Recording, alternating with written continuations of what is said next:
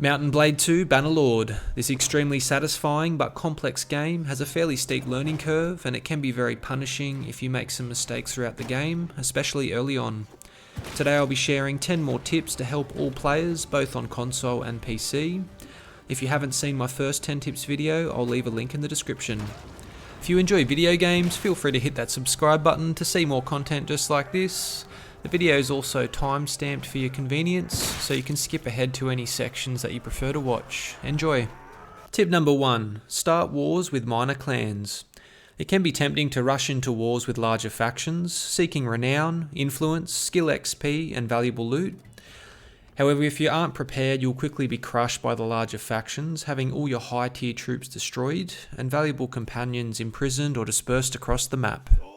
A great stepping stone to use before going to war with the larger factions is to start wars with the minor clans that are not working as mercenaries for anyone else. These include the Legion of the Betrayed, the Wolfskins and the Lake Rats, just to name a few. These clans work as mercenaries for larger factions, including your own kingdom if you choose to start one day. These clans won't form armies, and they don't own any castles or towns, and they're a great opportunity to level up your character, companions and troops while taking valuable loot from their defeated forces. You can sell the defeated lords to the slave market. Eventually they'll come back and attack you again. Rinse and repeat, and you can just keep doing this until you're happy. Once you're ready to move on to larger challenges, you can make peace with them just by speaking to their leader. These minor clans will only have a handful of lords in them, and the larger factions won't get involved as long as the minor clan is not working as a mercenary. If you do attack a minor faction who is working as a mercenary for another faction, you will go to war with that entire faction. You can check this by going into your encyclopedia. Under clans, check the minor factions box, and you can have a look to see who they're at war with and if they're contracted to any other faction as a mercenary. Tip number 2. Level up your Steward skill. The Steward skill is one of the most important skills in the game, as it allows you to have much larger forces at an increasingly cheaper daily rate. This is incredibly valuable when you start using elite tier troops. For example, having an extra 50 tier 6 Khan's Guard to weaken the enemy before your infantry attack can mean the difference between winning and losing. But how do we level up Steward? From the start of the game, you can set yourself or one of your companions as the quartermaster for your party. Try having all 9 different types of food. If you can't have all 9, just have as many as you can. By doing this, you'll gain XP every day and level up your Steward very fast for either yourself or one of your companions.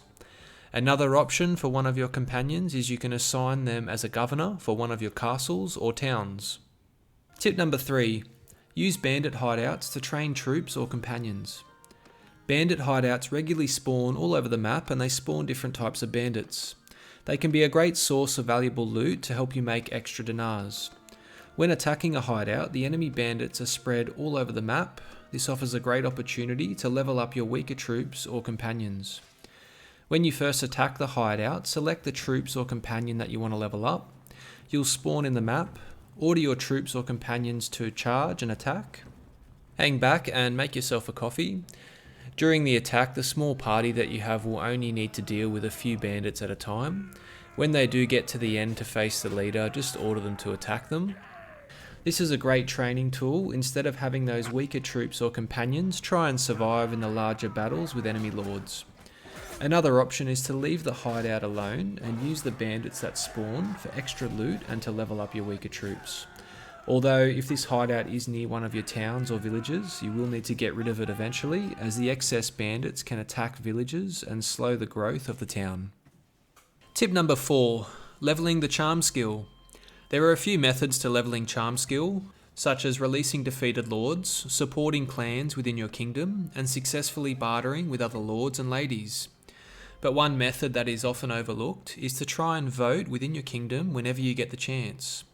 Voting gives large amounts of experience to the charm skill, which will help you convince other lords and ladies to join your faction. You can earn over 100,000 experience when voting on something a faction leader proposes, depending on the focus points and attribute points allocated to the social skill, and the perks unlocked within the charm skill. Tip number 5. Avoid marrying off female clan members. Do not marry off female clan members to other clans, as you will lose that member for good.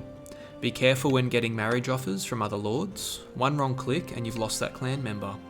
Instead, put them to work as a party leader, governor of a town or castle, get them to run a trade caravan. You can also send them off to do quests for towns and villages, or you can even use them as a soldier to bolster your own forces. In the late game, holding on to valuable clan members will help you take over the map. Tip number 6, marry off male clan members. Marry off male clan members to any other lady that is not a leader of a clan or faction. By doing this, you'll keep the male clan member and also gain his new wife. On top of this, if they have children, when they are of age, they can be put to work for your clan. All adult clan members can lead parties, manage towns or castles, form trade caravans, and fight in your army. Avoid marrying off male clan members to female clan leaders, as you will lose that clan member for good with little to no gain. To make a marriage proposal, seek out the head of another clan, click on the option I have something to discuss, and select the option I would like to propose an alliance between our families through marriage. You will now be taken to the barter screen where you can finalise the offer. Keep in mind both clans must have eligible members for marriage. This means they need to be single and of age. Tip number 7, target rebel towns. When looking for a town or castle to capture, zoom out and keep an eye on settlements that have rebelled. Rebellions can occur in towns, and they occur when loyalty is very low and the strength of the militia is a lot higher than the strength of the garrison. These are great targets to attack as they are weakened and isolated from other factions. They will also immediately be at war with the faction that previously owned the town, meaning most of their forces will be preoccupied with the enemy faction.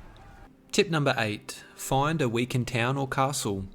Adding on to the previous tip, if you can't see any towns that have rebelled, another method is to use your encyclopedia to find a target. To do this, press N on the keyboard, go to Kingdoms, go through the kingdoms and find one that's at war with at least one other faction. You can also use the total strength indicator to help you decide who to target. Once you decide who will be the best faction to target, go to their area, as you will need to be in close proximity to their castles and towns to see the garrison size. Keep an eye on armies in the area, as they may help you find a town or castle that has just been attacked. Now go to the settlements option, check the castle and town box, and check the faction culture box of who you are targeting. You can sort the list by garrison as well as militia, and as you can see, there are weakened castles and towns due to the amount of wars this faction is involved in. Hover over each settlement and decide which town or castle to take. It is important to take these steps, as one of the most difficult things to do is to take and hold your very first town or castle. You'll need every advantage you can get. Once you do take the settlement, try aim for peace as soon as possible, but brace for war. That faction will want their town or castle back eventually. Tip number 9, use the correct formation for your archers. Have your archers spread in a line no more than 3 people thick. Having archers in a line thicker than this means some of the back lines won't fire, greatly reducing damage output. Having the archers 2 lines thick means everyone is firing and you are getting maximum damage output. On top of this, having your archers on high ground is best. Due to the game's physics, arrows shot from elevated positions do more damage and have more range.